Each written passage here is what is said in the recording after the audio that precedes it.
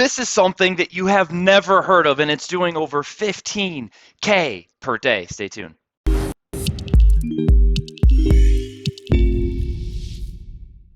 What's up, FlowChat fam? Chris here, CEO and co-founder of FlowChat, talking to real entrepreneurs who are getting real results, and today is no exception. In fact, we're talking about something that you've never heard of. It's called e-farming. Now, I've never heard of this either, up until about 4 months ago, and as I looked into this more, I realized y'all need to know about this. This is a huge deal, and if you leverage this right for your existing business, and or maybe you got that passion project that you finally want to make profitable, you can work in that alignment kind of thing. This is the episode for you, and we happen to have the #1 e-farmer in the world today to go through this topic. But first, we gotta meet the man behind the curtain. Igor, how's it going, my friend? You're amazing, man. Just pumped for this, and this e-farming thing sounds really exciting. Well, I'm leaning on you to, bring the heat, and I know you will. Guys, listen to this. Igor and I crossed paths earlier this year. This is the person you want to listen to. Here's why. There's not very many people that have been online for 5 years, for 6 years, for 7 years. He's been online for almost at least over a decade, maybe even closer to 2 decades. And he's doing multiple seven figures consistently with high margin. We all know that matters. Oh yeah, I'm doing millions. Like, okay, you're making no money. He's got high margins. He's very smart. He's very talented. So Igor, I'm excited. I'm excited to connect. In fact, where are you right now? I think people should know this. Oh yeah, I'm in Vancouver. So I'm originally from Toronto. I was born and raised in Ukraine, then immigrated to Israel, but I've been living in Toronto for about 5.5 years. And considering the cost of living in Toronto, I'm really happy I'm in e-farming because otherwise I'm not sure how people are able to afford the housing over there. Right now I'm in beautiful Vancouver. I'm actually looking at the ocean. There's like this little bay where all kinds of ships are coming in, and I'm in Vancouver for a private mastermind where some of the highest level digital marketers are coming together. We're talking people who own multiple seven-figure brands, people who've been in the game for over 20 years. The founder has been in the game since 1999. There's people like the guy behind the Mind Movies project, the CEO of Groove. I mean, there's a bunch of people here that they just show up because it's one of those secret get-togethers where the most advanced techniques are being discussed, and these tactics are being shared. Igor, I learned something. This is years ago.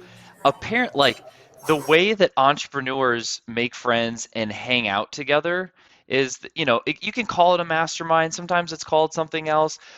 Maybe you felt this way. I felt this way. I was like, am I buying friends now? Is that how this works? You got to promote the thing, earn the thing. You pay to get in the room. But listen, everyone listening, watching, if you don't already know this, all the CEOs and founders, co-founders, they all like meet up in these secret little places and all like geek out and share a bunch of cool stuff together. You want to find those people, be friends with them. Igor is definitely one of those people doing the thing. This is like you living exactly why everyone should listen to you. So I was like, all right, this makes sense for, it's worth talking about. What you're saying makes a lot of sense to me, and that's how I originally felt about coaching. Like my first coaching experience, as in hiring somebody to help me to take things to the next level. That's exactly how I felt. I felt like I was buying a friend almost, if you know what I mean. And then I sort of got used to it, and I figured, okay, for as long as they keep paying this friend keeps helping me, and that's a transactional relationship. But with these masterminds, Yeah. it's also very transactional. Like you get invited because they think you can provide the value in one way or another. But let me tell you, it's extremely valuable to be in these rooms, and not only because you get to take a peek into what's coming in the industry, because what's being discussed in this room is what's going to be happening in the next 6, 12, 18 months, and you Yeah. will always want to stay ahead of the curve. Yeah. But in addition, what's really powerful is you get to connect with these people. You get to befriend them on at least on a professional level. I mean, some of these relationships turn into like a proper friendship, Yeah. but lots of these relationships do remain professional and transactional. And then all of a sudden, you gain access to a wide network and Rolodex and resources through them, right? So, like, if you have an issue, like let's say you're minding your own business, you're doing seven figures and everything, and then all of a sudden one day, Stripe contacts you and says, "Hey, we think you're high risk, and we don't want you on our platform." I mean, this happens all the time, right? And all of a sudden, you find yourself on the floor, sobbing and kind of thinking, what am I Yeah, going to do with my life, right? And this actually does happen to people. yeah, So if you have a deep Rolodex of friends who are in the same space or niche or profession as you, there's at least a couple of them who run into the same issue and figured out a way how to solve it. So all you have to do is start reaching out to people and say, hey, this happened to me, can you help? And so yesterday, for example, one of the attendees was he just kind of put a call for help out, and he said, "Look, somebody hacked my Facebook account. They used my ad account with my mm, American Express, in the ad account to charge $50,000 in ad spend to my account, and I'm trying to get back into my Facebook account." So basically, he got stuck in this loop where he needs to do a two-factor authentication, but he can't because whoever's like hacked into the account they changed the changed. authentication number, and Yeah, so he's kind of stuck, and Facebook won't help him. So all of a sudden you've got five people saying, hey, let me talk to my Facebook rep because we're spending seven figures a month on ads. yeah, Someone else is like, well, I know a guy who still works for Facebook, let me try and get in touch with him. So all of a sudden there's like, they're really trying to help. And the other thing, what's really crazy, I think, is how sometimes we can be getting educated and going to conferences and seminars yeah, where a speaker is on stage and they're preaching something, but you kind of know deep down that they're preaching either something really basic or something really outdated, yeah, and you're like, yeah, this is not how you actually make money today. This is how you used to make money 10 years ago, but this is not what's going on today. Well, in these private masterminds with high level people, what tends to happen is everyone's allergic to that sort of information, mm, so they come in to learn the most advanced strategies. And what I find personally, what I find really fascinating is that everyone's openly sharing.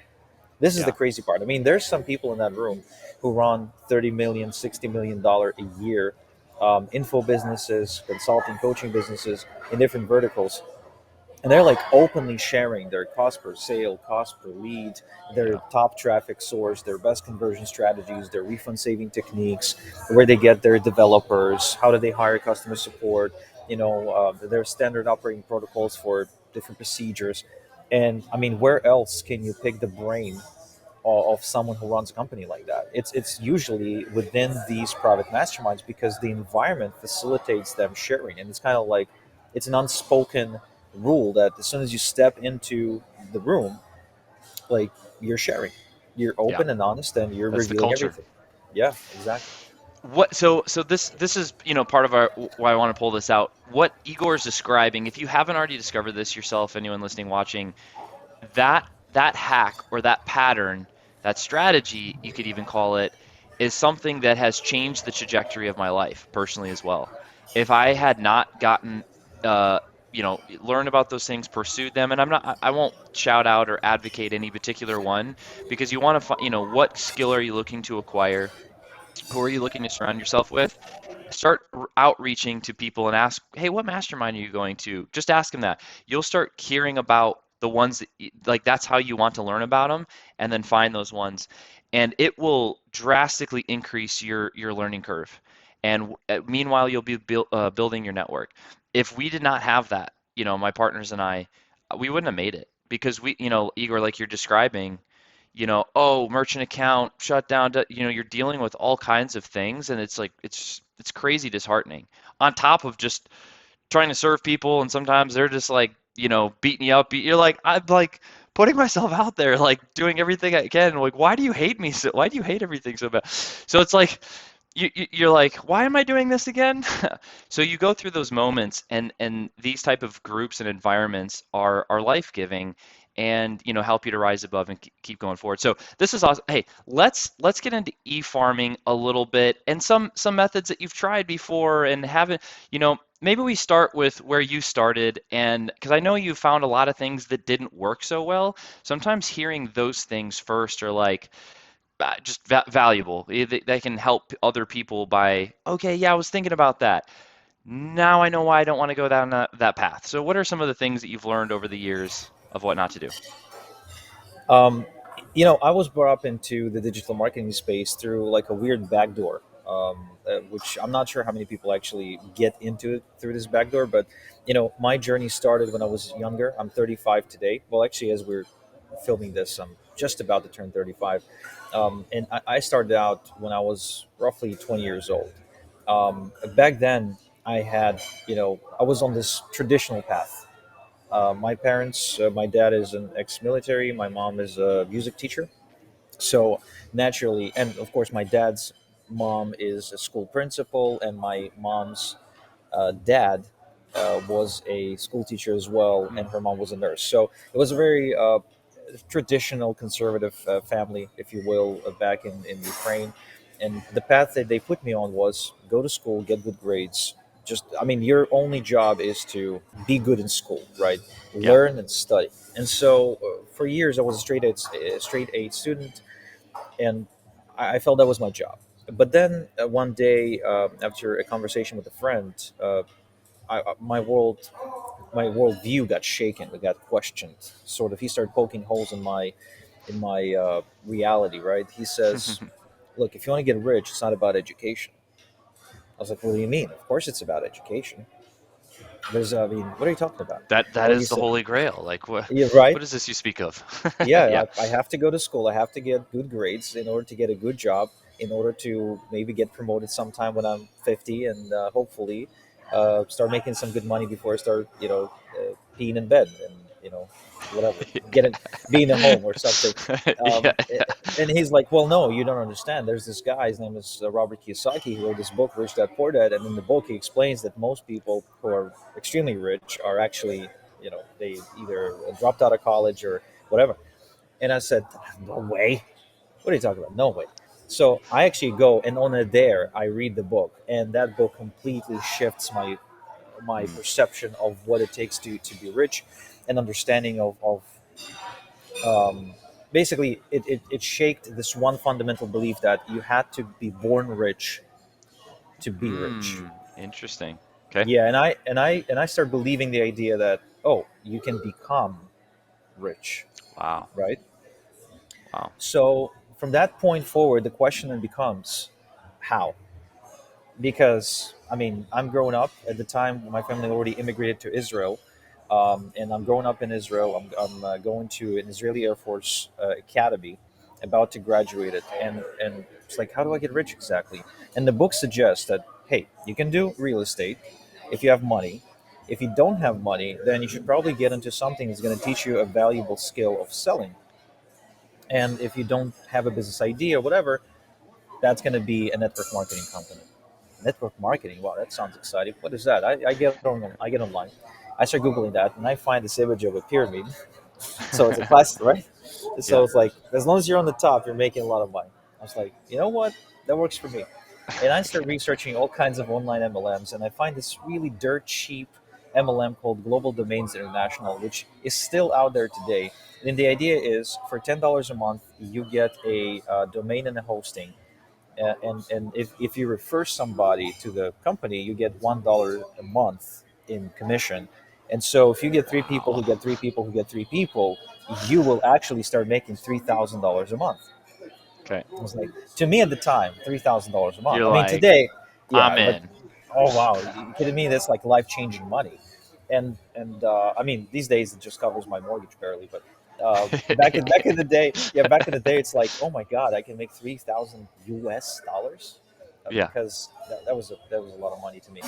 And I get into the whole digital marketing space by trying to promote this network marketing opportunity, and of course, I failed miserably.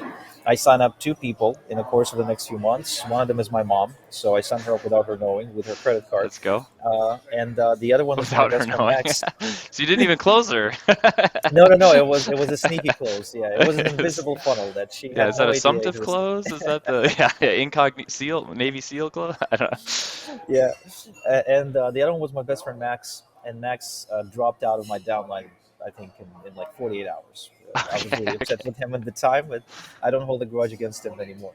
And Okay, so, that's good. very quickly I learned that MLM is tougher than it sounds, and it is. While trying to promote my MLM, I ended up like getting into different programs, courses, buying software, and I'm starting to learn about this concept of info marketing, this concept of affiliate marketing, right? So apparently, you can refer somebody to a website, they can buy a product, and you get paid a commission. So it is kind of like an MLM, only you don't need to close anyone on the phone, you don't need to do a three-way meeting, and you don't need to motivate people to continue to use the product, which to me that was like a very difficult thing to do. And so I kind of focused on that. I started focusing on, how can I build my income with other people's products, and I start like adding people on Facebook, building a Twitter profile, try to build a social media presence of some kind, and I started bumping into these issues like, if I had too many friends in a day, they put me in jail, right? They suspend my Yeah. account. If I post just about my business and just about the products, nobody actually wants to follow me. Like I'll be messaging people. Of course, I did it absolutely wrong. Like I was obnoxious and just trying to pitch everybody. It's like Yeah. it's like the messages I get in LinkedIn these days, where it's like, "Hey, did you know we got this amazing opportunity just for you?" Blah blah blah blah. Oh, So wow. yeah, it wasn't working. It was a lot Yeah. of manual labor, and it wasn't working. And I was still working a job as well at the time. I realized I needed some money to make money, so I needed a source of income. I was living with my parents, got a job, and then I switched to blogging because it seemed Mm, like a more leveraged way to do it. I started like really creating content and writing a new mm, article every day, unique content, and I would work on my writing skills and read a lot and write a lot. mm. And about 8 months after that, my blog started getting traffic, but I wasn't really making any money. Like I couldn't turn the clicks I was getting Okay. into any commissions or conversions. And it was only when I stumbled into the whole idea of e-farming is when things started taking off for me, because e-farming did not require me to do content creation. It did not require me to have a social media presence. It didn't require me to have any particular marketing skill set, because I was leveraging a method that allowed me to grow my business automatically by tapping into existing pools of customers who are already showing intent and ability to buy the products and services that I was promoting at the time. So that's how I got my big break into e-farming. And it was, when I found it, it was really weird, because at the time I'm like miserable, right? I tried MLM, I tried this, I tried that. It's not really working for me. And I keep noticing, I keep seeing everywhere that the people who actually make money online, they're all e-farming. The biggest names in the space that I was following, the person who recruited me into the MLM, they were e-farming. There were even celebrities. I mean, I was going to Tony Robbins' website, and he was e-farming. I was going to Bob Proctor's website, he was e-farming. I mean, if there was like anyone who was making money online and making big money too, and usually almost at will, it seems. They were always, e-farming, and I was like, wow, I really have to get into it. And this is the part I really want everyone to catch, like, and hear and absorb today, because the strategy, the principle, they success leaves clues, like you're describing. You're like, I'm seeing this pattern. My eyes have been open. I'm seeing this pattern amongst this, people that are really succeeding at the level, or that I see myself doing, or beyond. Now, everyone listening, watching, we don't create traffic. We find the existing traffic. That's the skill, finding the existing traffic. But the art is learning how to drive that traffic, earn that traffic, and all of its attention to the product, service, offering that you are talking about. Now, that's simple, but not always easy, which is why Igor is here. And we'll get to this in a second, but I want to make sure that people, make note. There is a training coming up. This is why we're putting some of this out there. There's a training coming up that you don't want to miss, that you do want to leverage. And it's on the strategy of e-farming. It's life changing, as it was for Igor and myself. As I started, I was like, why? Why have I not seen this and been focused on this more? Like, what I've been over. And here's the thing. Success and the opportunities are all around us. But if you can't see it, you can't benefit and capitalize on it. It's already in front of you. but Igor is someone that is an expert at helping you see this opportunity that's in front of you that you can start implementing and benefiting from yourself. So Igor, I was like, there it is. Hold on. Somebody catch this. Somebody hear this. So it's a Yeah, big you know, deal. once you recognize what e-farming is, and I assure you, when people discover what it is, and when I tell them what it is, they're like, of course. It usually I get something like, especially from existing business owners who are like trying to promote their business, trying to grow their business, trying to avoid the, you know how sometimes you can, especially if you've got an agency where you're relying on generating clients every month, like you can have a feast or famine. Like Yeah. you'll have like a really good month, you'll get 8 new Yeah. clients this month, and then you'll onboard them. By the time you're done, you realize the next month you only got two, and you know, three other clients left because something happened in their business, or regulations in the industry changed, or they got shut down Yeah. by the FTC or whatever.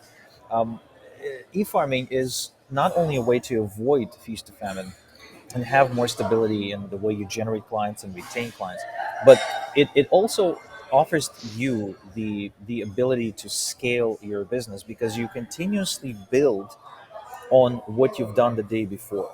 One thing that I really Yeah. never liked, when I got into affiliate marketing, is the fact that, yes, as an affiliate marketer, my job was to drive traffic, right? My job was to get eyeballs to products, but I was literally starting from scratch every single day.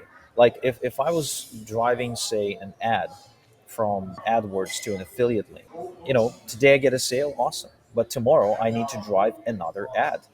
Tomorrow I need to submit another ad. I need to get another click. I need to pay for that click. Like there was no sense in my life that I was building something, and I Mm. was missing it. I was missing it a lot because the way I look at my life in general is I look at it as building castles. And Mm. I Cool. know it's going to sound a bit funny, but bear with me.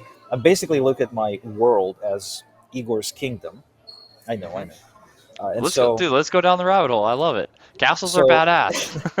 so in Igor's kingdom, right? I have family castle. I got friends castle, right? Relationships castle. I've got my kids as a castle. I got my business as a castle. And so, Yeah. if I'm starting from scratch every single day, I'm not building a castle. And if I'm not building a castle, let's say barbarians will be attacking my kingdom. I really have nothing. Like Yeah. there's no protection. There's no way to keep myself and my family safe. So I'm kind of paranoid like that. This is how I tend to Mm. think because growing up in Ukraine and Israel, we were growing up like really poor, and I just don't want to be poor again. So I try to think. I mean, that's I just don't blame you. yeah. I Yeah. wake up in the morning so to avoid being poor ever again, and and I just always wanted to have a sense of stability, to have a sense of security, to have a sense of control, which is something that we sometimes tend to give up as entrepreneurs. We take a leap of Mm. faith, we start a business, Yeah. there's no guarantee we're going to succeed. There are tons of risks we're taking. We're taking on a ton of expenses. We're taking on a ton of liabilities. We hire people Yep. who refuse to take responsibilities for their participation, so we have to take responsibilities for their actions too. There's so much uncertainty. I mean, I know people who, before COVID were doing really well, and then COVID hit, and all of a sudden they're really just not only not doing well, they're losing a ton of money and Yeah. going into debt. Yep. Things can happen just like that, but e-farmers, we have the asset, we have something that we can always build on and rely on, and I think everyone should strive to have that. For some reason, even today, even though e-farming is widely, it's just out there, right? Once you see it, you can't unsee it.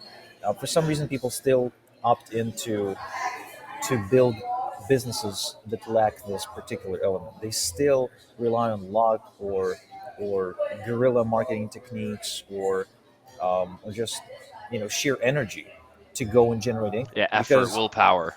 exactly, right. So we're very good at that as entrepreneurs. We will push through, but with e-farming, you only need to push through for so long before you've built an asset that allows you to just gradually scale your business. And that's the magic word right there is asset. I love the castle analogy, by the way, though. Like that's really cool. I like visual, like picture analogy. But the key word, I think for everyone listening, and watching, is asset. I just saw a buddy of mine, successful running multiple businesses. He sends me the short yesterday. And he's like, best financial advice of the year. And one of the punchlines in the short was, like, how do you build wealth? He's like, build and buy assets, not liabilities. And it's a very simple, oh, duh, simple say, okay, no, no, no, no, no, no, no. The question then becomes, what assets are you building and what liabilities are you actually buying into?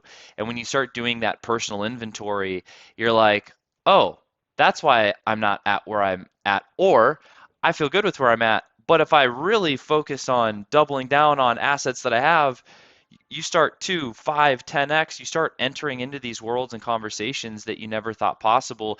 Because, man, like I love that you shared that out loud, Igor, earlier in the conversation. You're like, I believe that you were either born rich or not. Now, I think for most people listening and watching, you're like, why would you? Of course, that's not true. Why would you think?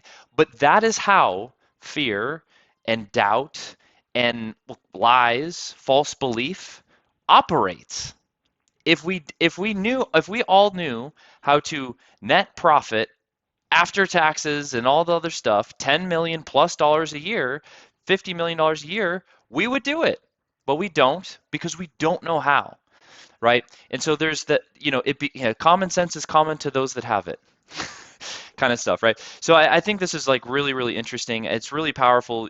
Sharing that, you're like, oh wait, there's a that is a false belief. We can create this. One of the paths is creating quality assets. E-farming is a strategy that builds an asset that consistently builds on itself. Now listen, the entrepreneurs, I'm gonna throw a question at you here, Igor. The entrepreneurs that are operating on willpower, like I got this great idea. I'm gonna quit working for somebody else for 40 hours. I'm gonna go work for myself for 80 and make a fraction of the money. Willpower, let's get it. This is a great idea. And then they're here today, gone tomorrow. You're here 15 years. That's why I think it's like other entrepreneurs need to, learn and meet Igor, because not everyone's made it over a decade. And willpower doesn't get you, through over a decade. You're going to be burned, you're going to be exhausted. How that endurance, if you could share a little bit about the endurance. Yeah, absolutely, man. Like I live now in the last decade. I lived through lots of trends and iterations of the marketplace, and obviously the next big thing now is AI. And I Yeah. mean, everybody's now just sticking AI in front of their product. Whatever. There's no more ad agencies. There's AI ad agencies. There's no more content creators. There's like AI content creators. Yeah. Everyone's like a prompt engineer and everything. Yeah, yeah. Um, um, what I've learned along the way is there are some principles, not tactics, but some principles that always apply. And one of them is you need to be building an asset. You need to be Yeah. building an asset that you can tap into on a regular basis to continue building. And sometimes it takes a while to recognize what an asset is in your business, because what when you start, you might be the asset, right? When you start your business, you're True. like a one person show, and you develop a skill. Let's say your skill is, building a software that is able to reach people on social media. I'm not sure where I'm getting that idea, but uh, you build this software, right? Yeah. That's a skill.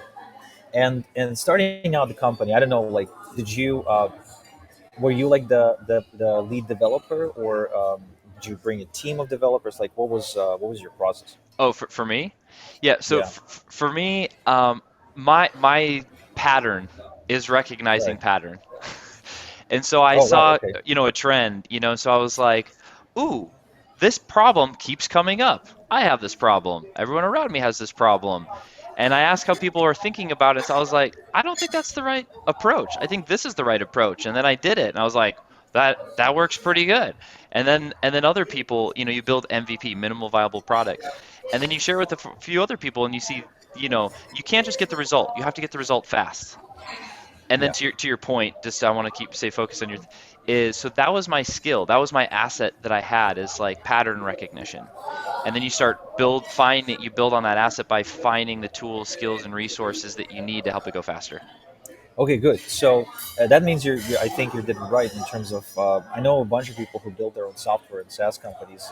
Having grown up in Israel, Israel is like the Silicon Valley of the world, where so many different programs and softwares are being Yeah, developed. So I got a so lot of true. people that I know from my hometown and from other places that just build SaaS companies, and oftentimes they are their own workforce. They start Yeah. out and they build the software themselves, but it's those who at some point recognize that while at the very early stages of that company growing, they are an asset that can write code and come up with the ideas. At some Yes. point, they need to Yes. step away from the coding part and let someone else write the code so they can Yes. continue growing the business. Because at some Yes. point, the game for them becomes about, okay, how are we bringing new users? Yes. How are If we no one bringing knows our about us. yeah, exactly, like, or how do we lower our cost acquisition or whatever.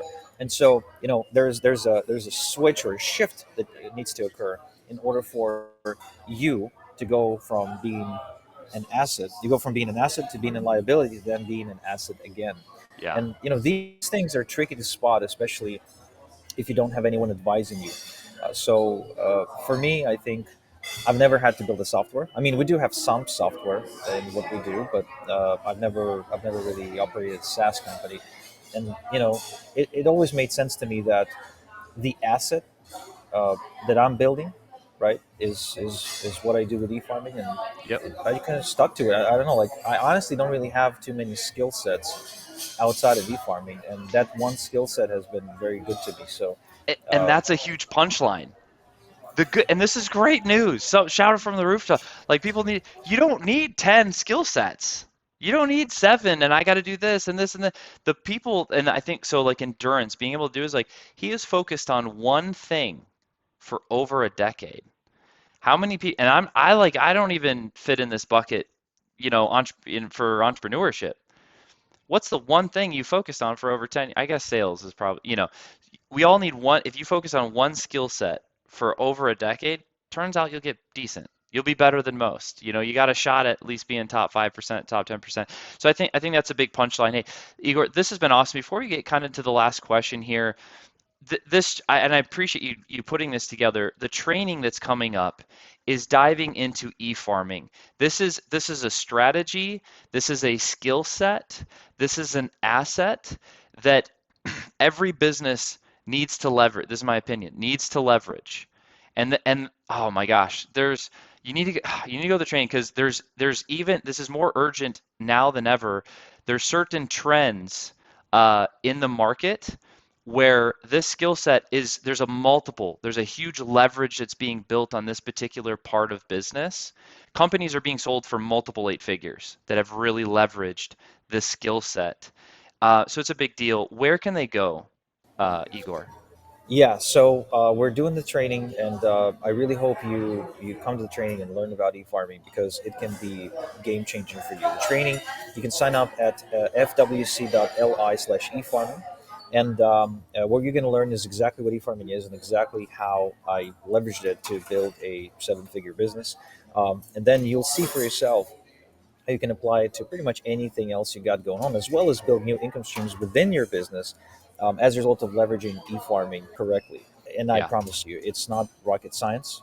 It doesn't require a PhD in digital marketing, and I mean, it's really just it'll make so much sense to you. Be like, I can't believe it that I wasted the last 5 years building my company and I haven't been doing that because that's the first thing that I thought when I figured that e-farming was the culprit, the commonality between a lot of the successful people I was following.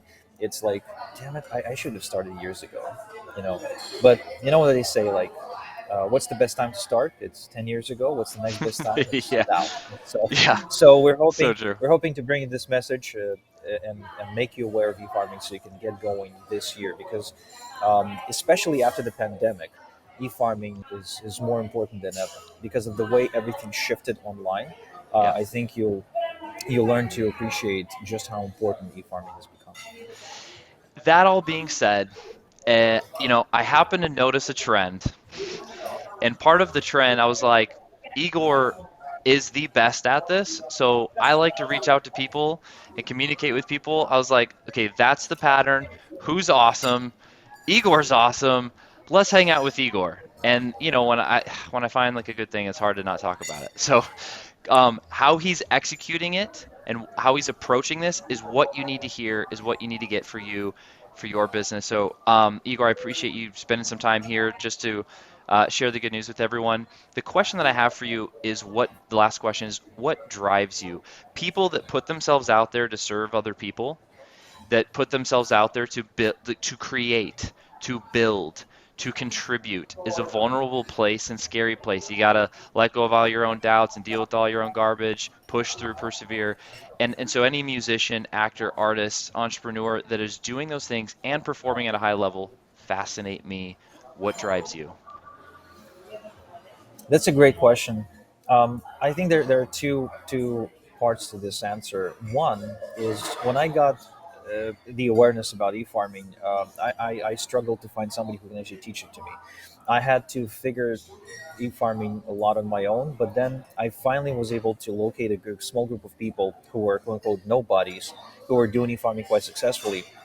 And it actually took me quite a bit of time and money to convince them to teach me how they do it. It wasn't easy. It was like almost like a gated society, if you will, or whatever, of people who really didn't want to share their secrets. And as somebody who got going, like as just barely out of his teens back in Israel and really needed the help, and just I had a genuine desire to succeed, and I just needed someone to tell me exactly what to do, so I would follow their instructions.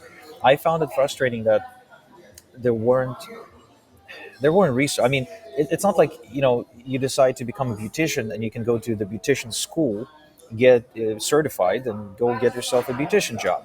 There's no school for e-farming. There's no school for most things in business. It's you kind of end up figuring a lot of this stuff out on your own. So I decided when I succeeded with e-farming, and I actually semi-retired when I was like in my early 30s. I figured, now I'm kind of bored. So what can I do? And so I guess there's another part answer, to this answer where it's my way to let out my creativity. Because I feel that when I'm being creative, when I'm producing something, is when I feel really good about who I am. So I ended up writing a book on e-farming. I ended up putting together a podcast.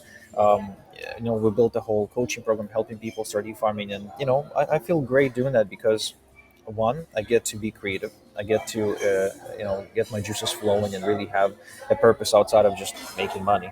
Which once you've got two Porsches in the driveway and live in a big house, like and kids go to private school, like okay, it's not enough to just make you wake up in the morning and go be doing something really cool. And the other part of it is, it's a place for people to go and learn what e-farming is, how it works, and we help them actually get into e-farming and make money with it. Which, again, another big component to, what else can be driving somebody to do what they do every day, even though they really don't have to work. Like if I was for whatever reason lose everything today, like all of my assets today that make me money, and my business would tank or whatever, I can go on for the next, let's say, 5 6 years without hurting my quality of life, with it remaining at exactly the same level. And just because of the money I saved up thanks to econ. And so that's why making more is not like, it's not enough Yeah, in that place, right? So yeah. that's why I figured, I really want to do something I'm good at. And I figured I'm not only good at e-farming, but I'm also pretty good at teaching it. And I just started doing it. When people started asking me how do I make my money locally, right? So they would see me drive in my nice car or live in a big house, and they knew that I wasn't from a rich family. The first question they would ask is, "Are you selling drugs?" And I would say no, but then they would say, "So what do you do?" Like, because they knew I was self-employed. So when enough people ask you the question, you end up trying to structure in your mind, like, if I needed to teach this to What somebody, would and it like, sound like? yeah, how would I actually go about doing it? And so this was kind of percolating and formulating in my head for a while until it finally came to fruition. And, we're now at a place where we can get anyone without any previous experience into e-farming and see them be successful in like 30 days. I love it. Sign up at FWC Li/efarm. You can see the link on the ticker here, also in the description. I'm sure. Igor, I appreciate you spending some time with us today. Oh, my pleasure. It's been great. And thank you for your time and attention. It means a lot. We know it's worth a ton, just like we respect our own time. Today, we got to go through some very, very powerful tactics like the power of masterminds. We got to go through the strategy of e-farming. This is something that is an asset, and assets are the things that we want to acquire and build together. Hey, these are things that we learn when we're talking to real entrepreneurs. They're actually getting real results. This is the show, and this is the place of where it happens. Appreciate you. And there'll be more great content coming your way soon. Take care.